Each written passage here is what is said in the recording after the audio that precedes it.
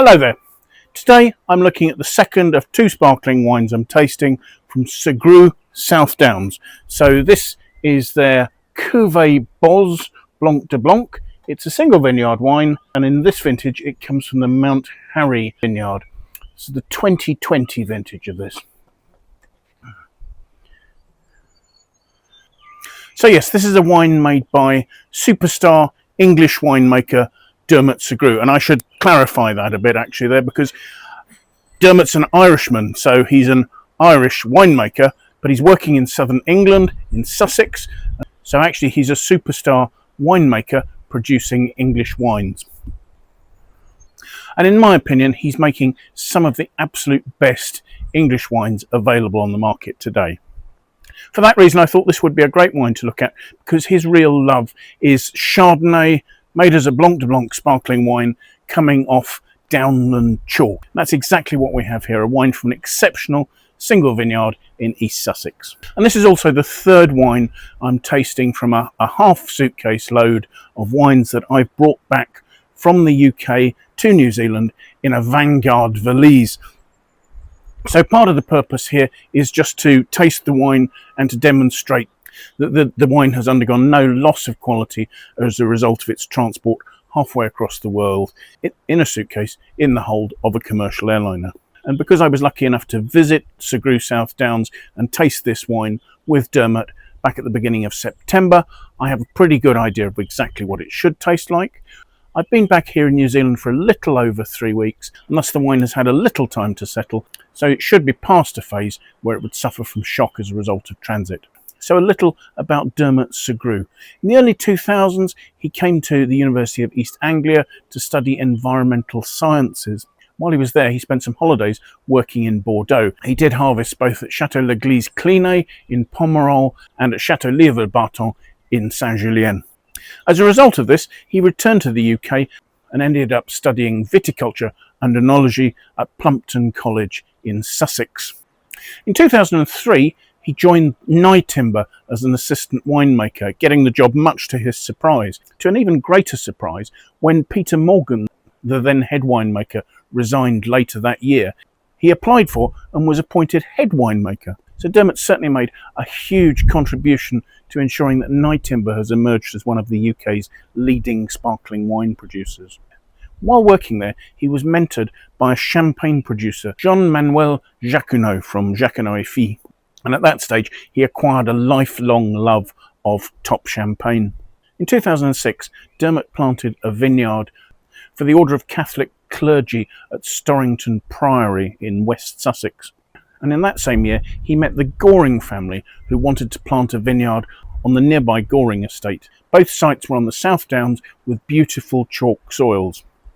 Dermot was impressed by Pip Goring's passion to create something special in terms of a wine from the South Downs on their estate, and their discussions led to the idea of creating a winery, which in turn led to Dermot leaving Nye Timber at the end of 2006 and becoming the head winemaker at Wiston, a position he held for 16 years, while also overseeing the vineyards at Storrington Priory and a number of other important sites. While he was Wiston's winemaker, Dermot was also contract winemaking for a number of other producers. So if you see wines from Digby, Black Dog Hill, Jenkins Place, these are all wines that he was involved in producing. He was also making wines under his own label. Initially, these were branded quirkily Sugrue Pierre, but he opted instead for Sugrue South Downs in the end because he was worried that people thought that he was French and that he was making champagnes. Now, Dermot's wife, Anna, joined him as a business partner in 2021. She'd grown up in a winemaking area in her native Croatia, but also had a lot of experience working elsewhere in the world, places like Peru, New Zealand, Germany, Austria. This was all before she ended up lecturing at Plumpton College, which I believe is where she met Dermot. According to Dermot, Anna brings order to the chaos that he creates. Because of Dermot's meteoric rise to success in terms of winning trophies for the wines that he'd made, he's attracted a really enviable group of investors. Just to name some of the best known, for instance, there's Robin Hudson, one of the original founders of the Hôtel du Vin group. There's Hugh Johnson, one of the world's leading wine writers. Michelin-starred chef Angela Hartnett, and another Sussex local, the actor Hugh Bonneville. In September 2022, Dermot left Wiston, and with the backing he had, was able in 2023 to acquire his first vineyard, the Bee Tree, which is in Wivelsfield Green in East Sussex. And next door to the Bee Tree, they were able to build their own winery in what they describe as a former tractor barn. Now, about this wine, Cuvee Boz is a premium single vineyard Blanc de Blanc cuvee, named Cuvee Boz in honour of Dermot's late brother, Barry Sugrue, known as Boz. In 2020, this comes from the Mount Harry single vineyard. And I should say, it can be a little confusing because I have seen some years where Dermot's actually made more than one Cuvee Boz, each from a different vineyard. So you do have to read the labels quite carefully to be absolutely sure that you're getting the right wine. The Mount Harry vineyard, again, is on South Downs Chalk. This is in East Sussex, and it was planted in 2006 by Tim and Alice Renton. So the vines here are beautifully mature, and actually Dermot equates the site to a Grand Cru. Evidently he met Tim and Alice in 2013. At that stage they were selling fruit to another winery. Dermot was able to take over the running of the vineyard and produce his first wines from here in the 2013 vintage. He saw them as being a brilliant success and hasn't really looked back since. So the vineyard is 2.2 hectares. It's in a place called Offham, which evidently is between Plumpton and Lewes on the South Downs. The soils here are a pure chalk with quite a shallow layer of clay over the top. Quite unusually, there's no flint in the clay whatsoever. The soil has a southeast exposure, and they say it's on quite a substantial slope. The vineyard's farmed sustainably. Everything is picked by hand, and this wine in 2020 was made at the winery at Wiston Estate. At Wiston, they press everything in a traditional, old-fashioned cockard champagne press, so a basket press, but a really wide basket press to give gentle pressing that reduces the amount of colour and solids that are taken during the pressing process. This particular wine, a Blanc de Blanc, it's 100% Chardonnay, and both the first and second fermentations were done using a neutral champagne yeast. Fermentation took place both in seasoned 500-litre barrels and also in stainless steel tanks. Now for this wine, malolactic conversion was blocked to ensure all the sort of the crisp, more tart malic acid was retained to give the wine maximum freshness. Now, although fermentation took place both in oak and in stainless steel, Dermot then aged the various lots of wine for between 5 and 10 months in oak, some in seasoned 500-litre and some in seasoned 600-litre barrel. The wine was put into bottle for its second fermentation on the 30th of May 2021 and stayed in bottle maturing with yeast lees for about 30 months, with disgorgement starting on the 5th of June 2024. The wine was given a dosage of just 5 grams per litre, which means it actually falls into the extra brew category, although the label does actually say brew. So, far too much talk, let's take a look at the wine, shall we? There really is a lovely bead of fine bubbles rising from the centre of the glass here. They are minuscule. The colour is a pale, maybe slightly greenish yellow colour. So let's see what we think of the aromas, shall we?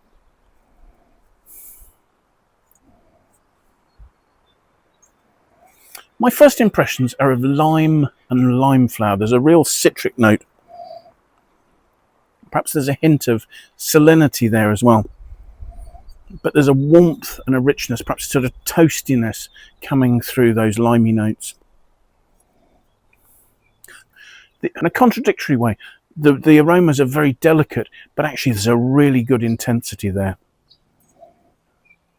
And I think the intensity is that sort of slightly toasty, autolytic character coming through and backing up the fruit. The two are so harmoniously together that I'm not seeing them separately. Those aromas are really beautiful. Everything through from sort of high-toned lime flower notes, through phases of wax lime and lemon curd. Some delicious aromas. So let's have a taste.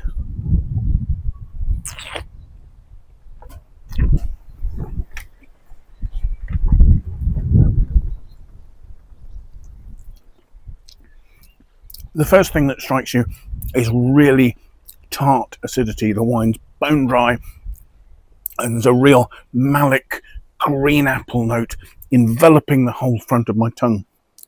It's very pungent. Clean, lean mineral notes and quite citric, limey acidity really are giving a lovely mouth-watering aspect to the wine. There's a beautiful, delicate, smooth mousse that's just supporting all of that. It's not frothing, it's really restrained and elegant. Then the wine moves on from the sort of fruit-driven attack to a much more mineral mid-palate. Again, I'm seeing saline notes that are beautifully married to delicate, yeasty, autolytic notes. And that, in combination with the fruit, is giving us sort of a key lime pie, a lemon curd note. There's still a wonderful stab of fresh acidity running through the whole thing. Then sitting under the fruit, there are some lovely toasty notes that are persevering on into a very long finish. Although the initial fruit rush has died from the front of my tongue, those lime flavours are still there. And while the wine is lean and elegant, it has some lovely texture coming from this delicate, beautifully integrated, autolytic, yeasty development notes. This is a style of wine I love. It has minerality, it has really crisp acidity, and yet it's managed to avoid being austere. There's almost a honeyed note to the back palate, such as the lovely, delicate, elegant richness that's there. The flavours are immensely long and they're still developing. This is a truly delicious wine.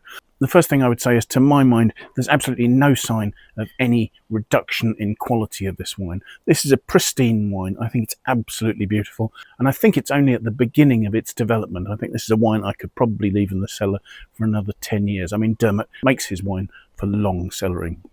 Having said that, it's so enjoyable, I'm not sure I have the ability to leave it untouched in my cellar for that long. I looked at the Wine Searcher aggregated critic score for this wine, and I was surprised to see that it only had a score of 91 out of 100. I think this is fabulous. I think it's stupendous. I think, although it's not a cheap wine, this actually really is a bargain, because its quality is such that it will place it above most other wines in a similar price range. Personally, I think I'd score this at least 94, but I think really this is a 95. It's a compelling wine and I've absolutely fallen in love with it. So in case you're interested in finding out what it is I love so much about this wine, I will leave a link in the notes below to the Wine Searcher webpage for this vintage of this wine. You can find out where it's available and at what price, and there also you'll be able to access my notes on this wine. So thank you once again for watching. I do hope that you've enjoyed the tasting. If you have, do please press the like button. That will really help the channel to grow. If you have friends you think might like to watch the video, do please feel free to pass it on to them. I'd really appreciate your support in that way. And if you haven't signed up and subscribed, it would be fantastic if you could do that. And do set yourself an alert, and that way you can know when I publish a video. It would be great if you're amongst the first to like and share it, because that helps convince YouTube's algorithms that these are videos that are worth watching, and they'll promote them to other people. So thank you again for watching, and I do hope you'll manage to make some time, come and join me for another tasting in the very near future. Till then, bye for now.